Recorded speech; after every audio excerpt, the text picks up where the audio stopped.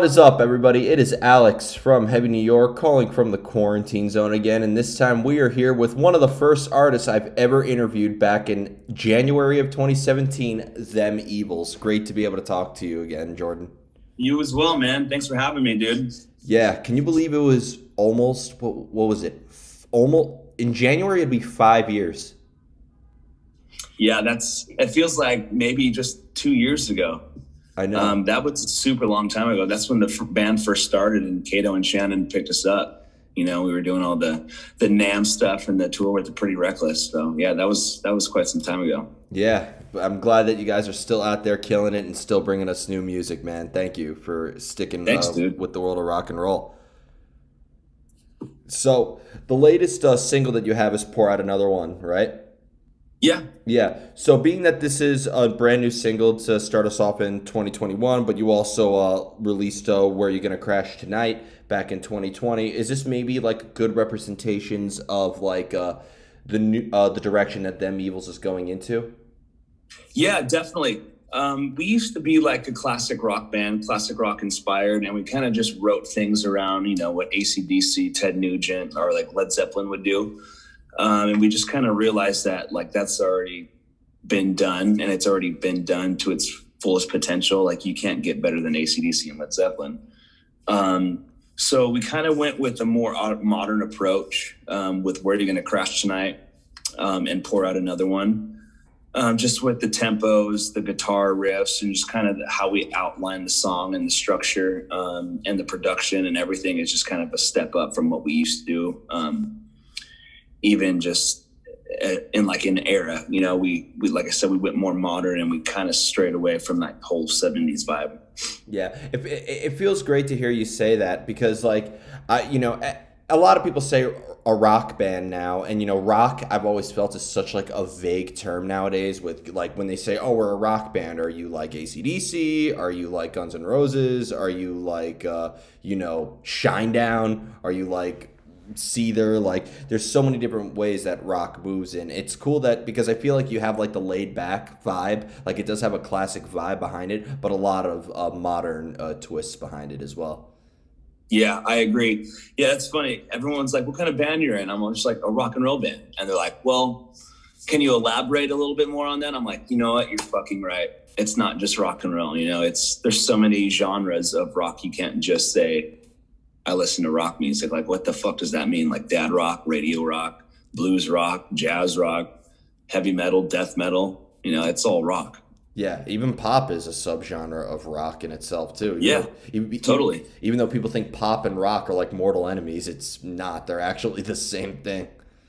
Yeah, it's all the same chord progressions, you know, just played with more distortion. Exactly. Distortion is the way. And, you know, because when I spoke to you in 2017, not even for this channel, but for my family business, but like you only had the Them Evils EP out. So it's fair to say that people who have been listening to you since that EP, it's not like you're continuing in that sort of vein, right? It's almost going to be like we're going to be seeing a different side of Them Evils in a way, right? Yeah, you know, we've already been there. We've done that. We're just trying to evolve as a band. If we keep putting out the same material, you know, then what's the fucking point? You know, we're not evolving. We're not getting any better. We're just doing the same thing. And we don't really want to be a band that does that. You know, we want to be a band that could put out a hard rock album or a soft rock album, or maybe even throw like a country or southern rock song in there. It's like we're not going to just, you know, pigeonhole ourselves into just classic rock. Yeah. Do you ever start the songwriting process off with like a preconceived idea of what you want it to sound like, or is there a lot of like experimentation and a lot of trial and error in a way? Well, to be honest, when you write a song, I don't think it ever sounds like what you want it to sound like. You just kind of go with it. You can get as close as you want, but it's never going to be exactly what you think it's going to be, you know? Yeah. You could start out with a riff and have a melody idea for the vocal and chorus idea. And then you're like, oh, that doesn't work out. And then you come up with something better, or you come up with something just way shittier and what you thought was going to work doesn't. It's just you're throwing paint at a wall. Absolutely. And I think if you have like a preconceived goal of what you want it to sound like, no matter how good the song is, you're going to be disappointed one way or another, right? Yeah, I mean, you can go with, you know, what I want the message of the song to be, you know, as far as lyrics. You could always do that, but when I feel like you want a vibe or a song or just, you know, the whole feel of it, you never really get exactly what you want. Sometimes you do. I mean, I don't think I have. I mean, I've made things that have been far better than I have expected, and then things that are far shittier than I expected. But I've never hit it right on the head. Yeah, yeah. And you mentioned like lyrics and stuff like that. Do you sometimes think of like maybe a lyrical idea or maybe like a concept of what maybe the song could be about, and that can maybe help guide the musical direction in a way? Yeah, I mean, it all depends. You know, we come up with like a top line. We're like, oh, this riff reminds me of this, and we'll throw out like a little line out.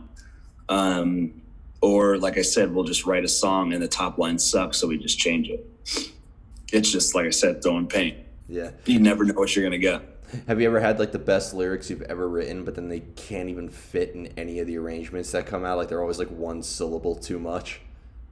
Yeah, that's the thing. You know, you just take a word out, and it's mostly just filler words. If you have like the main idea, the main thought, and the message in the lines and in the syllables, then you're good. You could just, you know, take little. You could even like not even pronounce a whole word. Yeah, fair enough. And yeah, I mean, there's so many different versions of each word you could do. There's a lot of. Do you feel that like I've been having a discussion about this with a couple of peers of mine, and I never really asked this in an interview before. But when it comes to lyricism, despite all the questions about lyrics I ask, do you feel like the rhyming thing is kind of like overdone, or do you think that that's almost like too commonsensical? Like, do you really think that rhyming is like too common nowadays? Or it's too essential? Not essential. I just think it sounds more pleasing to the ear when things are rhymed. There's definitely, even sometimes I'll hear songs when there's lyrics that aren't, you know, they're not rhyming, like A B A B or A A B B, and it kind of like throws my ear off. I'm like, that didn't really make sense. I mean, it makes sense lyrically, but musically it was just kind of off. So I love running with just rhymes and or off rhymes, you know, or the same constant sound. As long as it sounds similar enough to the previous line or the line before, then I think you're good. Yeah, I don't know, because it just seems like I've always thought that like writing lyrics is the hardest form of literature ever. Not whether it's more so than a novel, more so than poetry, more so than anything, because it has to have a cohesive story. It has to fit within the song. Rhyming is usually the safe bet to appeal to the ear. Like there's just so many, like, you know, this is rock and roll. It's supposed to be so liberating and, you know, rebellious and fuck the rules, but it almost seems like that the lyrical aspect of it is so confining in a way. Yeah, rock and roll is really safe right now. It's you know, like Bon Scott used to just say and rhyme and do whatever the fuck he wanted. Now it's like you gotta hold back. It's like it doesn't make sense anymore. It's not fun. Like we're trying to just do what we want and have fun with it. And we kind of went through that stage where we were like, oh, you can't say this, you got to do it for the radio.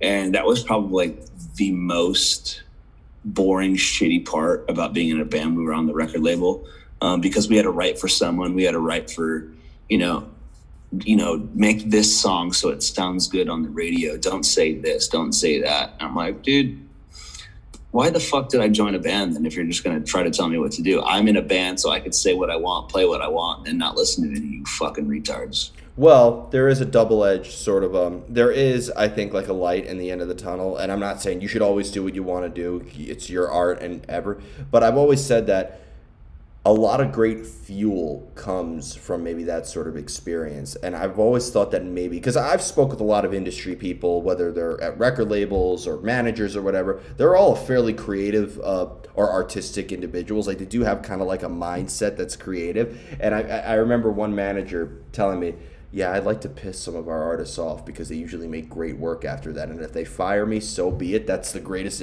that leads to great art. So yeah, that's true. I mean, you have people around you always pushing you, you know, and then if they're just around saying, oh, you know, that'll do, whatever, and they're not pushing you to your greatest, then, you know, what the fuck, what's the point of having them around? Yeah. But yeah, I mean, that whole thing that happened with the record label definitely lit a fire under our ass and pissed us off more. I mean, that's why we're still a band, because we still have so much to say and so much we want to put out and so much shit that we want people to listen to. And we put all this work into it, and there's no stopping now. That it'd be pointless. We didn't come this far just to get this far. You know, we want to take over the world and, you know, inspire people and tour, and we want to make money and support our families doing this. Yeah, and look at Nine Inch Nails. I mean, a lot of, you know, personal issues that Trent Reznor had with certain individuals led to Pretty Hate Machine and The Fragile, and you know, a lot of some of the greatest albums of all time. So it always works. I think a lot. I've been having this debate going back to the rock and roll thing, where like some musicians will be like, "Oh, stop getting so pissed off. You know, be laid back. This is rock and roll. You're not supposed to get all emotional." I'm like, motherfucker, the more pissed off you are, the greater the music is. I agree. Yeah, especially nowadays with this whole 2020 thing locked down, and you know, they were telling us we can't tour and just everything, just the whole political situation. I think there's going to be a lot of music coming out and a lot of pissed off people. Yeah. We're going to have like another Rage Against the Machine, I feel like. Yeah, I think Rage Against the Machine decided to reunite prematurely. They should have at least waited until this pandemic was over and then announced the reunion, because there's a lot of shit to be pissed off about.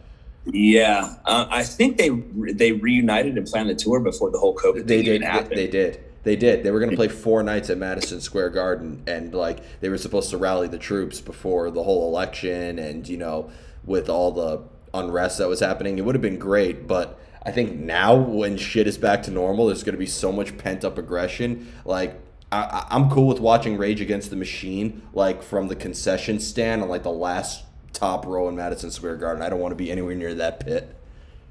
Oh yeah, I'm definitely going. If they play at the Forum, I'm going to try to go every night. I don't even care how much the tickets are. I'll spend $1,000 for one night. Yeah, I heard you got that's history. You got to see that. Yeah, I heard the Forum is a beautiful place too. Yeah, have you never been to the Forum? No, I haven't.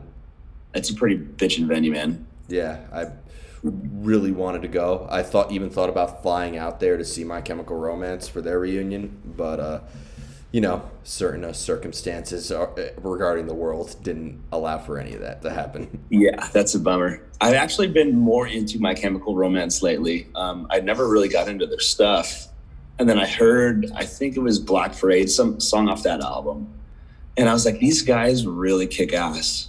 Yeah. And I've been listening to them a lot, so I'm super stoked. If I can get tickets to see that, I'm definitely going to do it. Yeah, I mean, they sold out every stadium in 2 minutes. So, but must be nice. But with your band, do you find it easier to maybe come up with new ideas and song ideas when you're maybe in the company of your other bandmates, or do you know, isolation being the fuel for creativity, what it is? Do you find it maybe easier to come up with riff ideas or lyric ideas when you're more like alone in your own element? I like writing the song, like the music, and coming up with all that stuff on my own, because everyone else just throws in ideas, and sometimes they just don't even make sense, and they just kind of detour me from, you know, getting what I want done with the song. But when it comes to vocal melodies and lyrics, that's when we'll get together, or we'll get together with a writer or like someone that comes up with top lines. But as far as just the music goes and the riffs, I know what I want to hear. So I'll just kind of do that on my own, and then we'll work on the song and add dynamics all together. Okay. It's cool that you kind of have like a way where you're able to present a lot of things to the other guys, and then they can add their 2 cents to it, because if too many ideas are coming from multiple directions, it's easy to kind of get overwhelmed, right?